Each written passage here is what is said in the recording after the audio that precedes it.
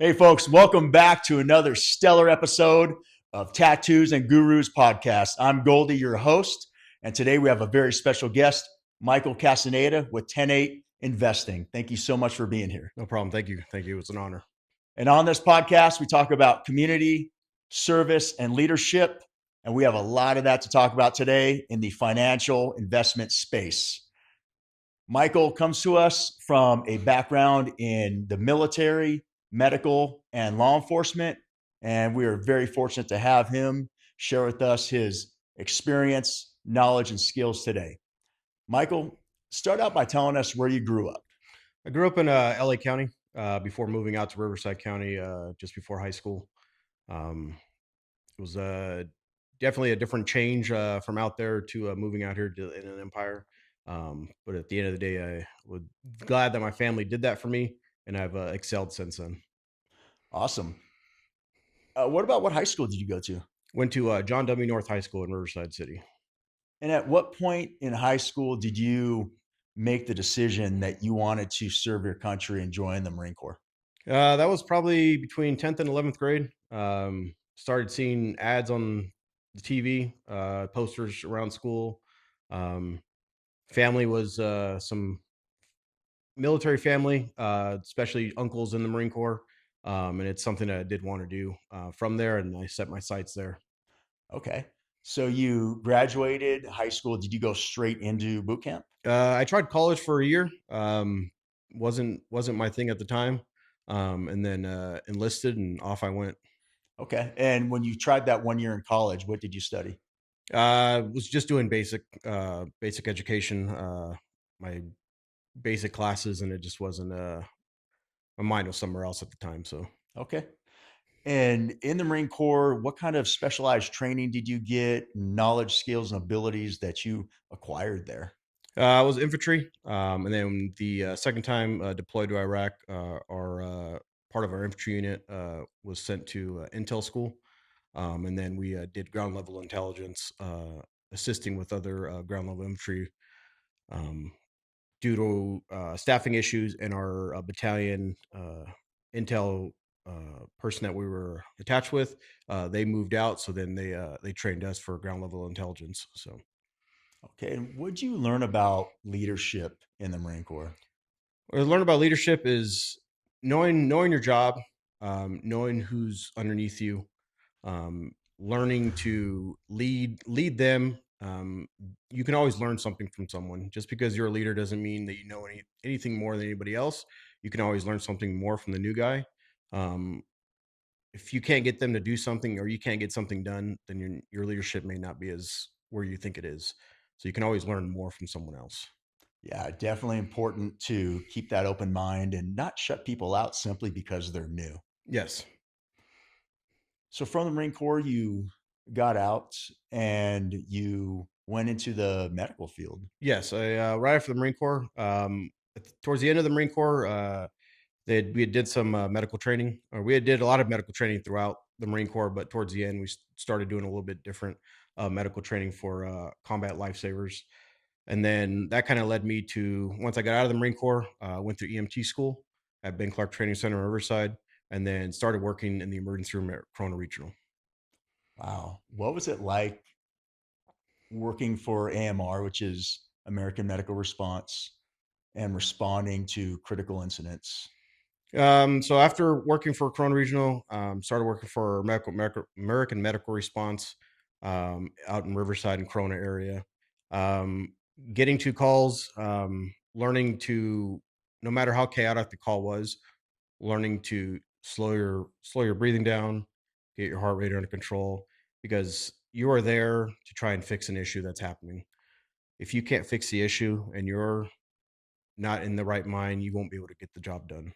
I'm great that I had great partners to learn from, other first responders that were always there, always willing to teach, and for myself, always willing to learn. How did you grow as a person during these times?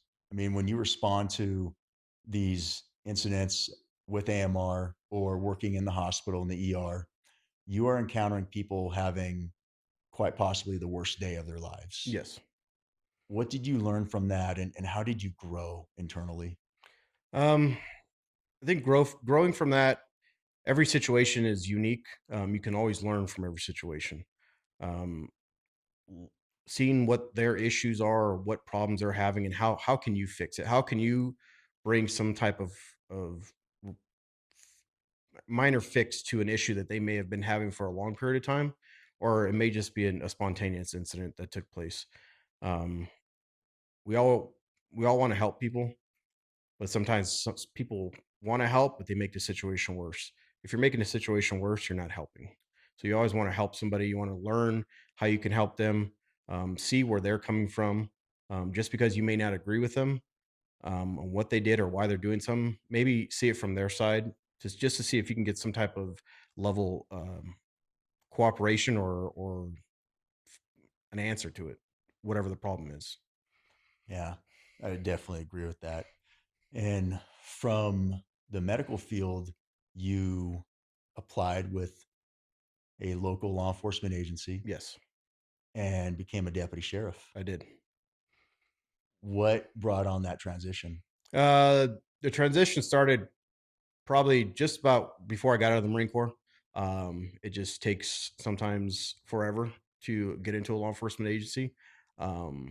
I always tell people things that you do back in high school will affect you in the future, and I'm a prime example of that.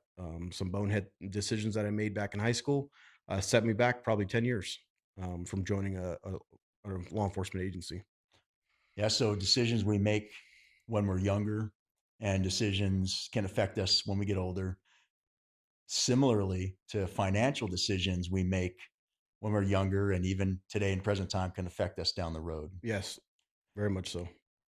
Your level of commitment to people and public service has really shown what kind of a person you are by making that decision as a teenager to serve your country and then serve the people of the community of Riverside and now the people in the county of San Bernardino. Through that, you've learned a lot working for the public sector.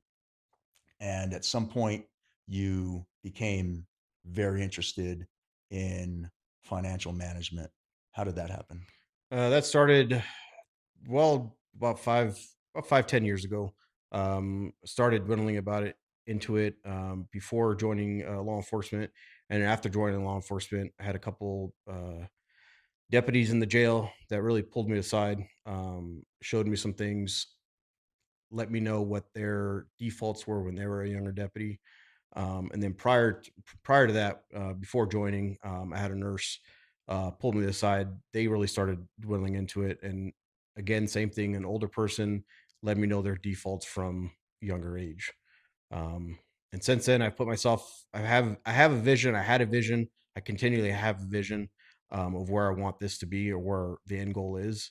Um, and first responders, I think we we get trained, we do a lot of things to fix other people's problems, but a lot of the times we forget about our own.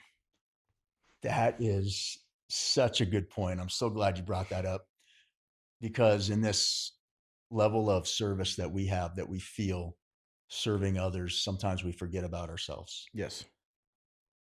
So you recognize that you had some areas to fix in your own personal financial life. What were those and what steps did you take to fix those after speaking with some of the other deputies that you encountered at the jail? The future. We nobody ever wants to think about the future. You know, any of us can not be here tomorrow. I understand that. I think a lot of us do, and especially in this profession, any type of first responder profession. Um, but what happens when we do get to that future? What happens to that? When they asked me, I didn't have a plan for the future. I didn't have a savings account. Um, I was I understood money a little bit, but I didn't have anything other than just a regular basic bank account. When they asked me where my money went, I didn't have an answer to that. I did not know where my money went. I know I spent the money. I can probably I had to give them an idea of where that money went, fast food, things of that nature. Um, but I didn't have the answers that they had. So um, they asked me, "Did you know the department offered a 457 plan, an investment account?" Um, no, I didn't.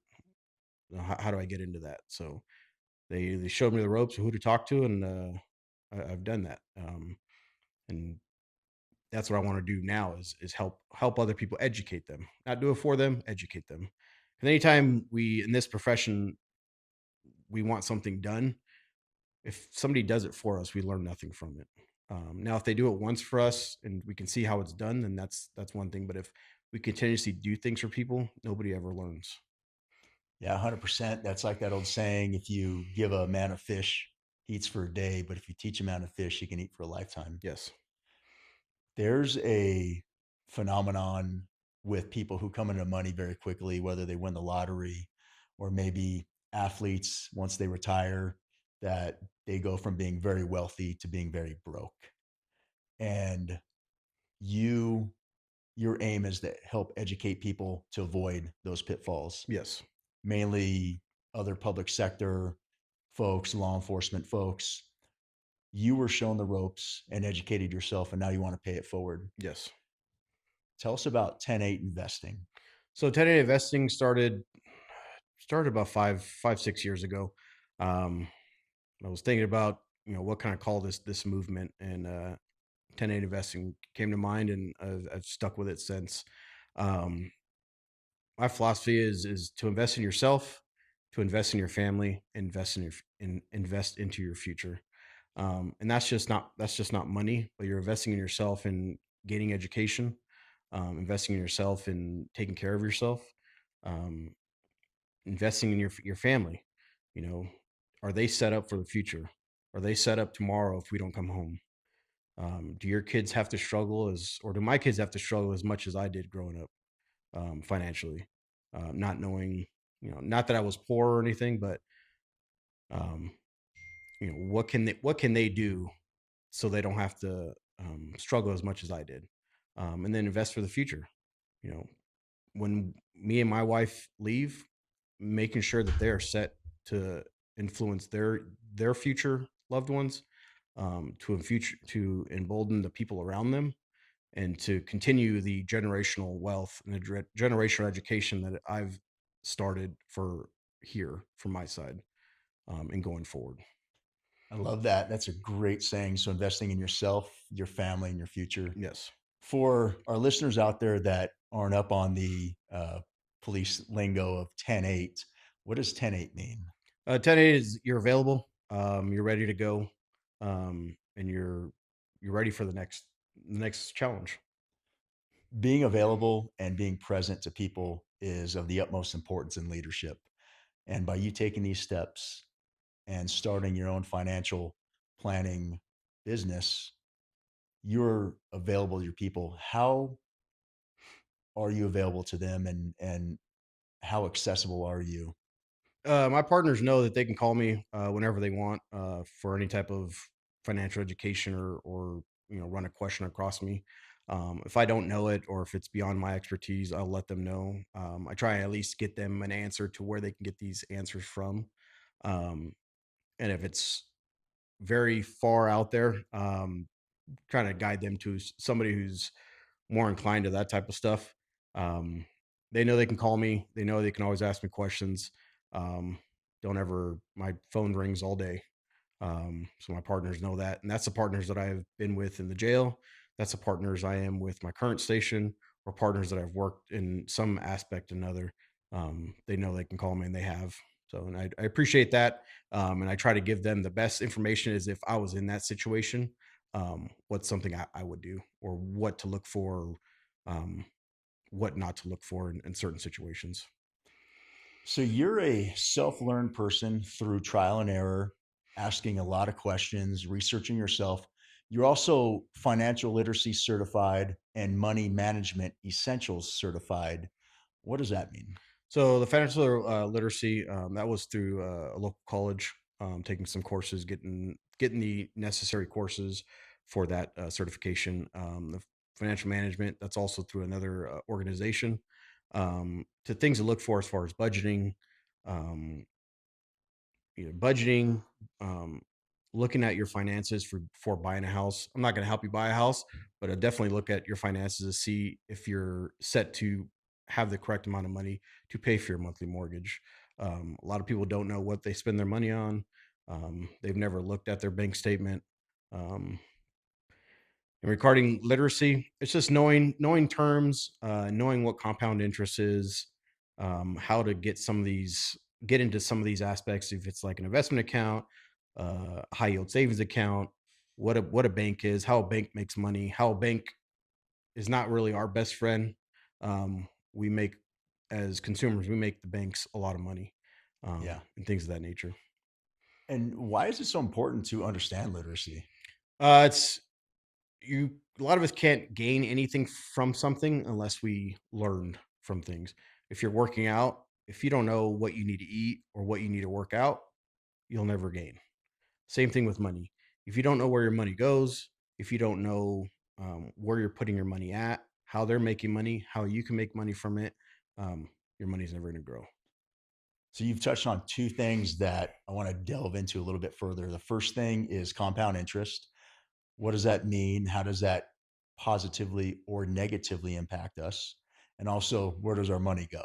But let's start with compound interest, and let's get into the nooks and crannies of that and how it can be good or bad. So when it comes to compound interest, putting your money into an investment and having it make money for you. We'll start off with a dollar. You put a dollar into something, you'll make money off of that. You potentially, depending on where you put your money in, you'll potentially make money off of that. And that money you made off of that, you put that back in there, and it starts making money off of that. And it's a revolving door, continuously making money off of that. So your $1 eventually down the road will make a lot more money off of that, just off of your $1 you put in. Um, and there's also negative, and then negative compound interest is when it comes back to your credit cards.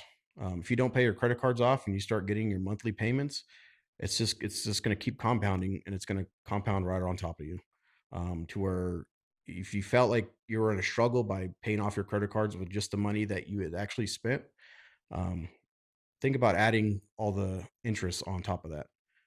And then the next month you don't pay it off, more interest on top of that. And it just keeps compounding on top of each other. So there is a good and bad way of compounding when it comes to compound interest. And that can go into where is our money going? And it's important that people keep track of their debt on their credit cards, Yes. how much they're paying in interest. And then what about all these phantom subscriptions that we have? What are those all about? So we'll start off where's your money going? When I sit down with somebody, the first thing we talk about after getting to know each other, figure out what their goals are. When it comes to start getting the nook and cranny of their finances, I ask them, do you know where your money goes? Most people don't. I didn't. Um, and if you don't really track your money, you really don't know where it goes throughout a month. Okay. If I were to ask you where'd your money go yesterday, you could probably tell me where your money went yesterday. But after a month, can you tell me where your money went in the past month? They don't go over that. They don't take a breakdown of their statement, look over it and see where their actual money went. There are the needs, there are the wants, and there are, well, I want to have it. Do I need it? No. Do I want it? Yeah, I want it, but I feel like I need to have it more than anything else. Um, those that category can be there, but it might hurt you if you don't do your finances correctly. Um, but yeah, asking, hey, where's your money going? Do you know where your money's going? Who are you making rich out there, but they're not making you rich? Um, there are things that we want. As long as you can set your finances in an order, you can always have those things. Okay. Now, if you want a Lamborghini tomorrow, that might be a little bit different. But if you want to go out and splurge, have a nice meal, get something for your house, um, it's possible. It is possible. And so, with these initial consultations and asking people, where's your money going? And they might not be so sure, you go over things like, hey, your Netflix subscription, your coffee subscription at Panera, your subscription for, I mean, it could be anything. Yes. There's so many different subscriptions out there on Amazon that you can get things that you might not necessarily need, but you want.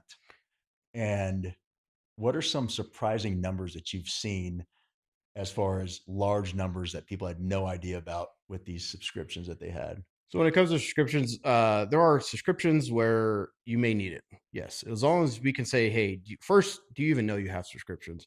Some people, especially on your phone, you get a new app on your phone or a subscription, you press the button twice, and you're off and running. You may get an email sometimes in your junk email, and you'll completely forget that you may be always using it, or you may not use it at all, um, and you're paying for it. I mean, look at that's another reason for your breakdown.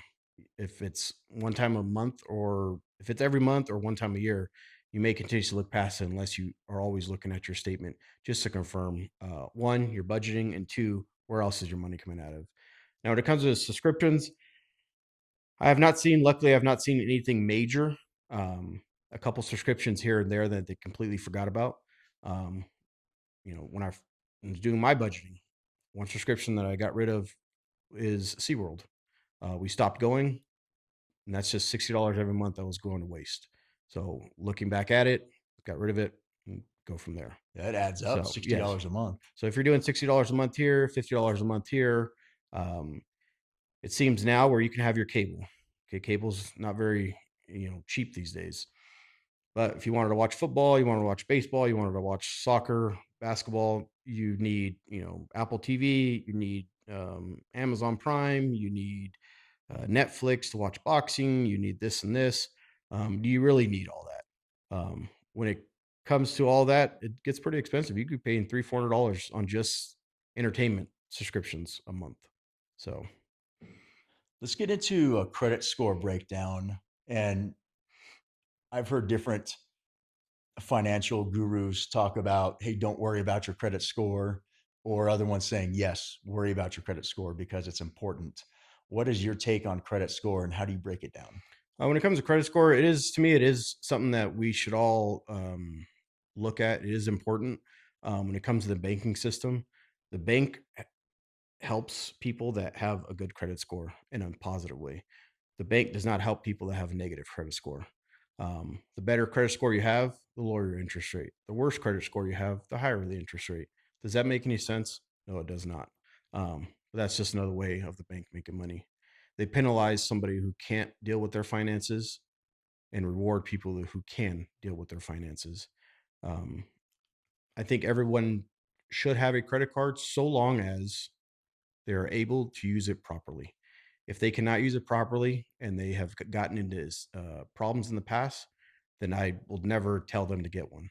Um, the reason why I say everybody should have one is if an incident happens today and you need to use it because it's an emergency, then use it.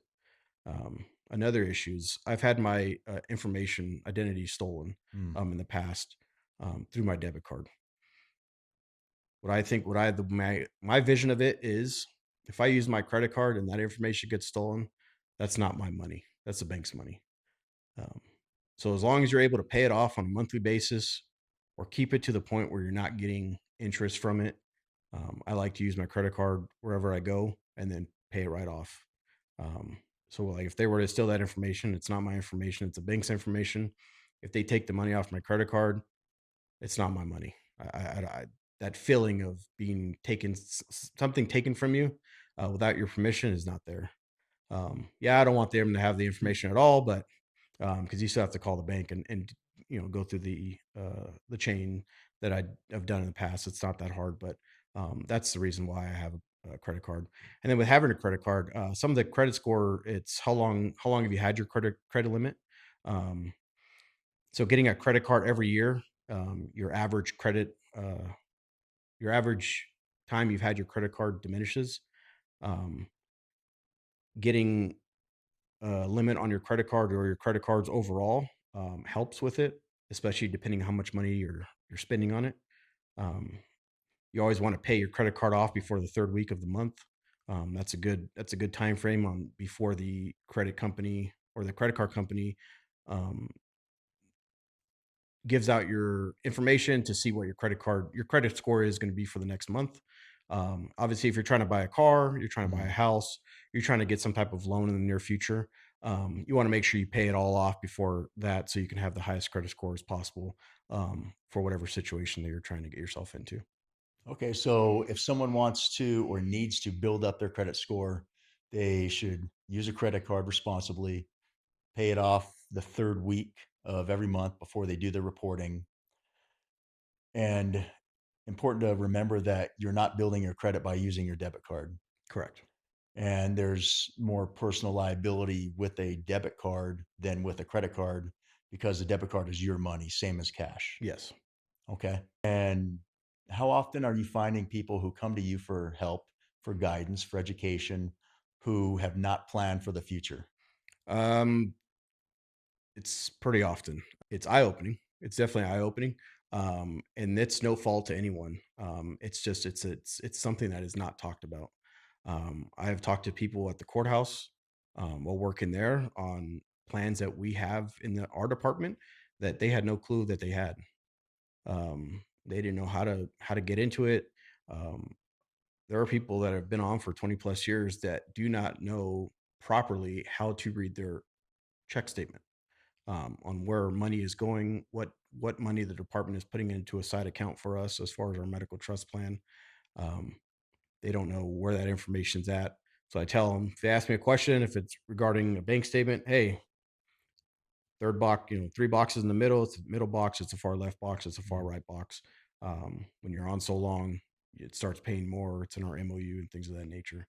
Um, but there are people out there that have not planned for the future or look at the future of, well, I want the satisfaction now. I want everything now. I don't, if I get there, then I'll deal with it then. And I think in our job as first responders, we respond to a lot of calls when things happen. Somebody passes away, and they never had that conversation as far as what are we going to do in the future. Where do I want this to go? Where do I want that to go? How are things going to get paid? Do we have money for these things? Where's that money at? Yeah, definitely being first responders, routinely going to tragedies, a lot of death. It's something that I think we think about quite often because we see it so often that there are no guarantees that we're going to be here tomorrow. Yes. And something that we know is so important because we've seen families fall apart if the provider dies is about the family and to take care of our loved ones. What kind of a role in education do you play? Do you provide to your clients in not only planning for the future but making sure that their families are taken care of? And with something like that, it goes down to, hey, do you have a book, or something that has, say, your passwords in it? What type of bank accounts you have? Not every household, but there's a good amount of households where there's one person that deals with all the finances. Um, and for some reason, that person sometimes is the first one to go. Do you have that information down somewhere? Um, does your significant other know where they can find this information? Um, who do you want to get what? Who do you want um, to move on and take charge? Um, so That's such a good point. I'd say probably typically every household has the one person that takes care of all the finances, pays the bills, and if they do pass away, there's likelihood, I've seen it in other families, that they don't have the passwords and there's bank accounts that they might not know about, yes, and that's lost money. So that's really good of you to go over with your clients about the passwords, making sure that both spouses know about the bank accounts and planning for the future and taking care of the family. When we get into topics like probate and family trusts, why are those important to also know about and know that part of planning, financial planning, is to make sure that your resources are allocated to the right people? so when it comes to things like that, especially first responders, and I've seen it happen to people in our department, having everything updated, having your beneficiaries updated with your union, having your beneficiaries updated with the county, having your beneficiaries updated with your department. Because if you were to pass away and at one point you were married and got a divorce and your ex significant other is on your paperwork, um, they may have all rights to your property. And when it goes to probate, it may take forever for that for those things to hash out on who gets your pension or who gets your house if some of those things were not updated. So that's some that those are things that we think about. When you have kids, same thing, making sure that whoever your beneficiaries are, at one point you have another kid, you induce that kid to your family. um, yep, updating it with those other entities, having a trust. You know, do you have something down in writing where you want your things to go? Is it through the court? Is it certified? Is it through an actual company that does trust? And what information you want on it? Um, there are great experts and the people that they've helped in the past on all the downfalls that families have gone through. And now sometimes it's they were able to get in there before all that happened, or by the time they got in there, it's like, hey, what can I do now? Like I've already lost this, I've already lost that, Mm. because I wasn't prepared. I didn't have things updated. Um, we take, and again, we do so much to take care of other people, but we forget to take care of ourselves. Yeah, that's such a good point. Debt. Debt can be good if you know how to leverage it, but mostly it's bad Yes. if you don't know how to leverage it, if you're not educated on the power of debt. And anyone who's read Rich Dad, Poor Dad can understand those concepts. I think Robert Kiyosaki really lays it out in simple terms for most of us to understand. What is the difference between debt snowball and debt avalanche, and how do people get into those messes? So when it comes to trying to get through debt and how you want to get through debt, you can use the snowball method, you can use the avalanche method. It all depends on what type of debt you have, how much debt you have, what your interest rates are. And that's something I'd sit down and have somebody say, okay, tell me what your debt is. Where are your debts? Okay. Now, what are the interest rates for those debts? And then learning what type of person they are. Now, are they the type of person who can wait for the bigger thing to get done first, or are they the type of person who needs small, hey, you're doing a good Uh, job, keep it up? Depends on it depends on what type of person they are. Now, if there's somebody who needs a little guidance here and say, hey, you're doing a good job, keep up the good work, you're doing a good job, and that's we're going to do the snowball, not the avalanche.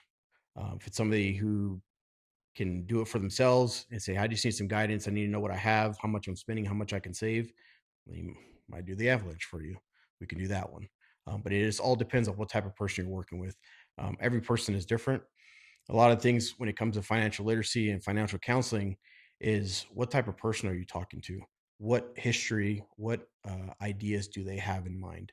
Um, because you need to find a way, and a good counselor is finding a way that the program works for them. It may not work for everybody, but it works for them. And that's what you're doing. You're finding a program that works for them. So, okay, so you custom tailor because we're all different. yes, We all come from different families, different backgrounds, different cultures, some of us different countries, and different families that discuss different ideologies when it comes to money. And with those differences, you essentially conduct an interview yes, with your new clients to find out what kind of a mindset they have, if they need a bunch of little wins, so pay off those little debts first, yes, or if they have the patience to pay off, to wait and do an avalanche and pay off the big one first. And that's so important because it's not a one size fits all. yes. Can you run us through the first time a client reaches out to you? They say, hey, Michael, I need help. I'm in debt over my head. I have a poor credit score. I have no money for the future. I have no rainy day fund. Um, I need help. Where do you meet with them? Uh, what are what's the process that you give your clients for a first time consultation meeting? So a lot of time, it may be partners at work, it may be somebody who I'm working overtime with somewhere. Just pull them to the side, and it's a conversation between me and them.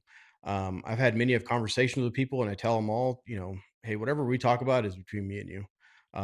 I will use whatever you tell me to eventually help somebody in the future. Maybe tailor something different, maybe say something different, maybe use an example. But whatever we talk about is between me and you. Um, Everybody has their own financial problems, and that's okay. And I tell them, when we were younger, finance, and until now, I think it's still completely true, is finances are not talked about in the household growing up. Finances are rarely talked about in school, in grade school. um, and when it comes to college, unless you're taking some type of financial degree or accounting or something like that, finances aren't talked about again. And then, especially when you get into the workforce, we as adults, we have egos. A lot of us don't want to show or even see that or maybe we're weak or we're not educated. Yeah. So we don't talk about it. Um, and a lot of workforces, they don't have training. They have training for all kinds of other things, but when it comes to financial literacy, financial education, there's very little training. Um, there's a lot of good gurus on social media, and there's a lot of bad ones. Anybody that says they're gonna get you rich tomorrow is probably lying. If it was that easy to get rich tomorrow, that nobody would be in debt. We'd all be rich. Um, but getting sitting down with them, one on one, in a private time. If it's, hey, you want to go to lunch, we can go to lunch. And it's just between me and you. Um, Nobody wants to talk about their deficiencies around a multitude of other people. It's not going to work out. You're not going to get that full connection and the full truth from them.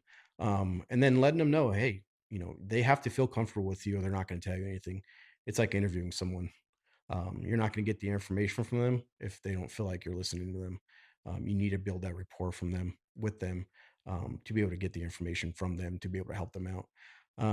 And you want to see what type of childhood did they have? What do they think about money? What have they been told about money?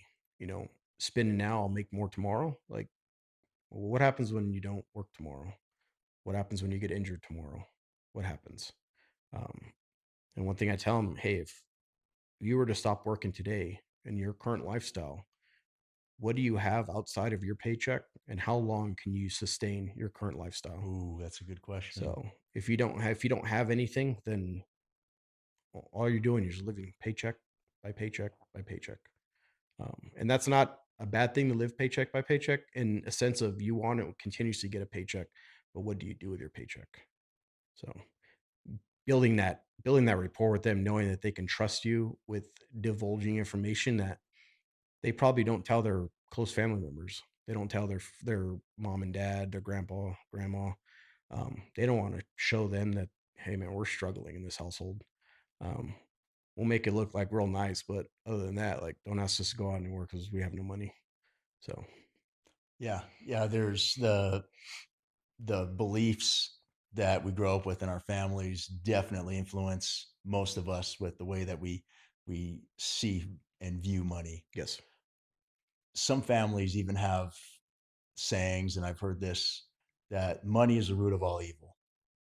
What is your take on that? I think money is freedom. Money can be Yeah. freedom if done properly. Um, you can have all the money, but if you don't use it in a positive way, it doesn't do you any good.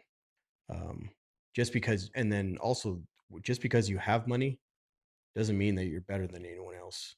Somebody who's working at a fast food restaurant may be in a better financial situation compared to somebody who's making $200,000 a year. Oh, good point. So now, if they're making 70,000 or they're making 50,000 and they only spend 30, then they have $20,000 they can do something with. If you make $200,000 or $300,000 and you spend all that money, you can't tell me that you're doing anything for the future. So, Yeah.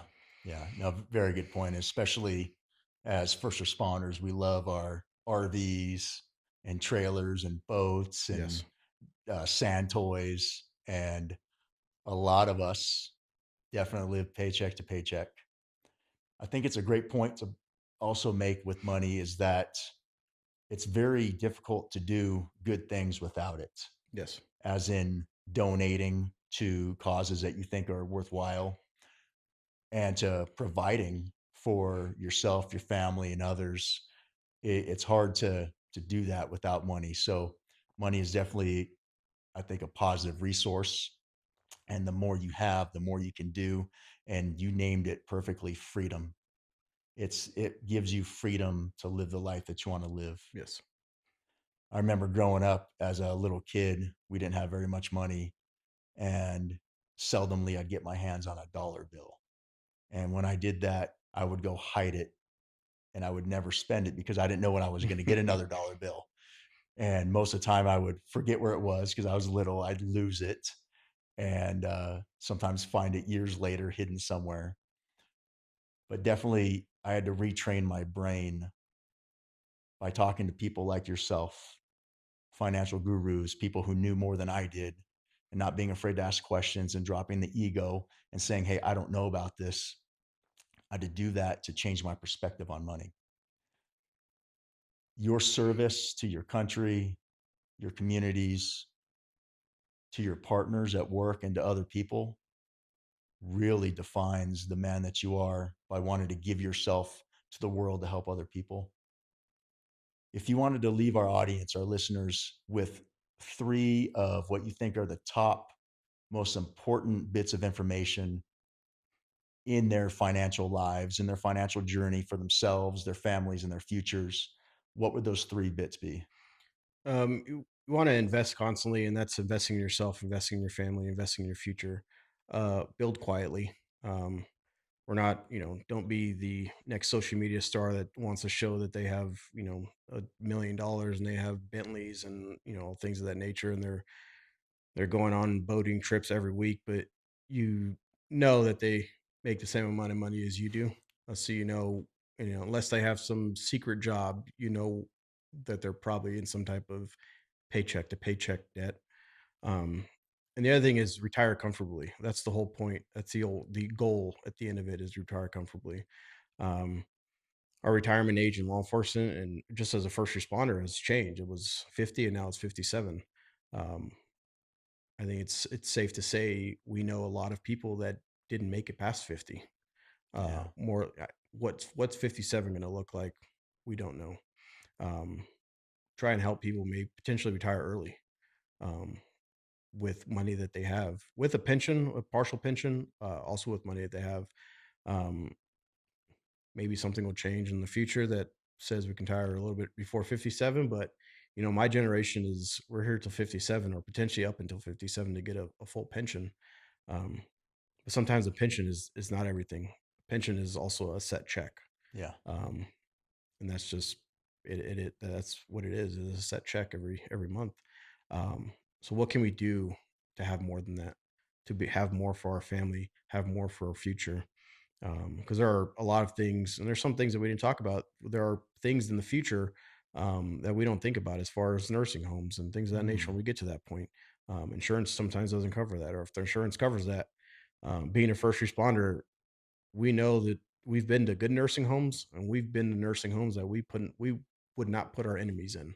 yeah. Um, so it's just it's a vast uh, thing to look at, and that's the thing that I like try and show people.